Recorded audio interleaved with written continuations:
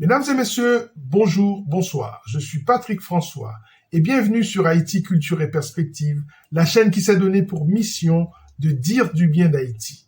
Savez-vous quel homme afro-caribéen fut le premier à obtenir une médaille d'or aux Jeux Olympiques? Si je vous disais qu'il était haïtien, oui, né à Port-de-Paix dans le département du Nord-Ouest. Encore une fois, vous avez rendez-vous avec une histoire inspirante.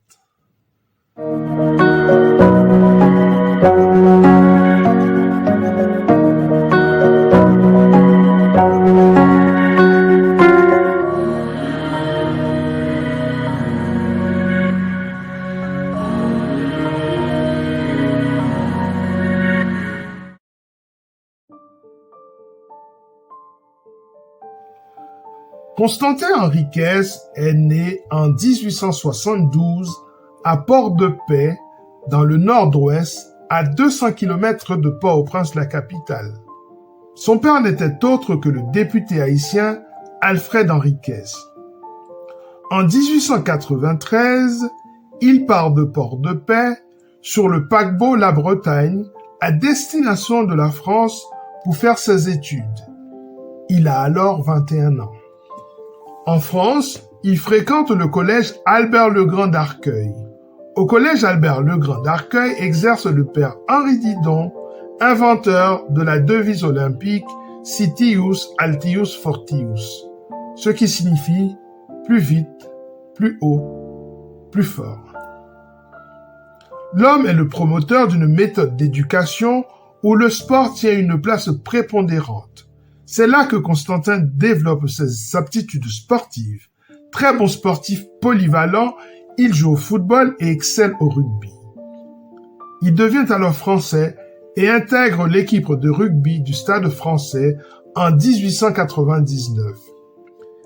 1899, c'est la France de l'affaire Dreyfus, une France moins tolérante qui accepte tout de même que cet homme métis, étranger de surcroît, puisse intégrer l'équipe nationale de rugby et représenter la France aux Jeux Olympiques de 1900.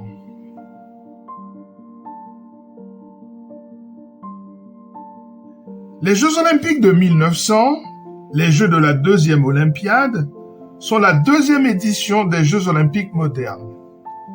Ils ont lieu à Paris du 14 mai au 28 octobre, dans le cadre de l'exposition universelle. Retenez bien cette date du 28 octobre 1900. L'Afrique est en dehors des Jeux. L'Amérique latine est peu représentée. Inutile de dire qu'il n'y a pas de délégation représentant Haïti. Dans ces Jeux, beaucoup de sports sont représentés, certains insolites. La pelote basque, le cricket, le croquet, les concours de ballon, la pêche à la ligne et le tir au canon.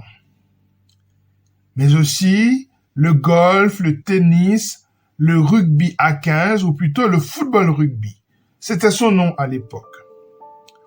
997 athlètes venant des 24 pays dont 22 femmes s'affrontent dans les épreuves qu'ils considèrent comme olympiques.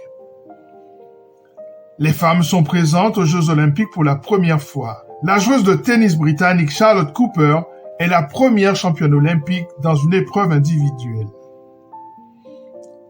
3 pays seulement prennent part au tournoi de football rugby. L'Allemagne, l'Angleterre et la France d'Henriquez.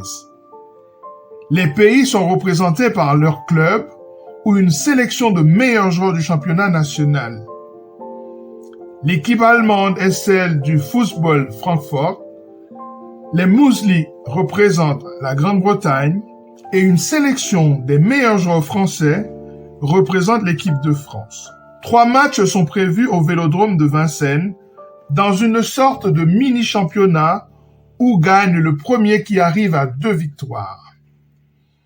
La France face à l'Allemagne, la Grande-Bretagne face à l'Allemagne et la France face à la Grande-Bretagne. Le match opposant la Grande-Bretagne et l'Allemagne n'a cependant pas lieu, car les équipes ne peuvent pas rester à Paris pendant les 15 jours nécessaires. Le 14 octobre 1900, la France bat l'Allemagne 27-17. Le 28 octobre, le dernier jour de la compétition, a lieu le match entre les Français et les Anglais devant 6000 spectateurs. La France, emmenée par Constantin Henriquez, l'emporte 27-8 et est médaillée d'or.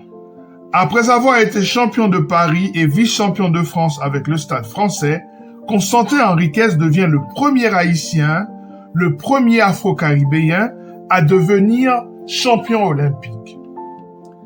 L'année suivante, il devient champion de France avec son club.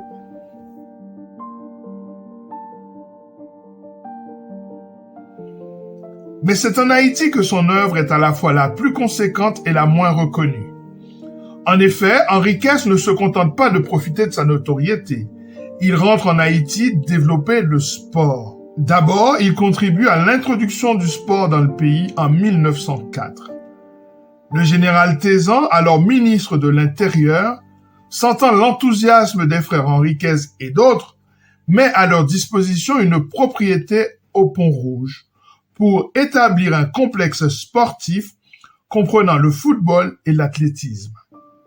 Puis, Henriquez cofonde avec son frère Alphonse, avocat de son État, le club de l'Union sportive haïtienne le 6 février 1904. La rumeur dit même qu'il aurait marqué le premier but en Haïti lors d'une rencontre de football entre l'USH et l'Union athlétique de Port-de-Paix, une autre équipe fondée par ses amis issus de sa ville natale, Port-de-Paix. Puis, il s'engage de plus en plus dans le sport de son pays. En 1924, il est dans le comité qui vise à donner un élan au sport haïtien pendant l'occupation américaine.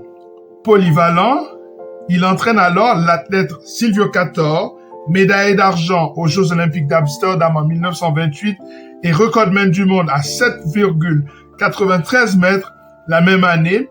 Il entraîne également le coureur André Théard qui participera aux Jeux olympiques de 1924, de 1928 et de 1932. Constantin Henriquez devient le premier président du comité olympique haïtien, élu en 1906 et réélu en 1912. Médecin, il devient sénateur haïtien en 1950 et contribue à la construction du stade haïtien nommé Stade Silvio Cator, qui sera inauguré en 1953.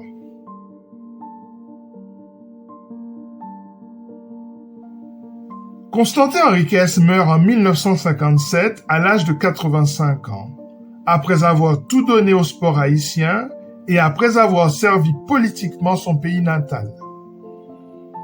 Le sport haïtien doit tout à cet homme dont l'histoire est quelque peu méconnue ou oubliée. Première injustice. De plus, on le confond souvent avec le tireur à la corde colombien Francisco Henriquez de Zubiria, qui a participé à ces mêmes Jeux olympiques et qui lui aussi a remporté une médaille, mais cette fois au tir à la corde. Deuxième injustice. Sur Haïti Culture et Perspective, nous avons voulu réparer ces injustices faites à cet homme qui a utilisé le sport comme une arme pendant l'occupation américaine pour lutter contre l'ingérence étrangère en Haïti. Voilà, c'en est terminé pour cette émission consacrée à Constantin Henriquez et tout ce qu'il a fait pour le sport haïtien. J'espère que vous avez appris quelque chose. À très bientôt sur Haïti Culture et Perspective pour une nouvelle émission sur la culture haïtienne.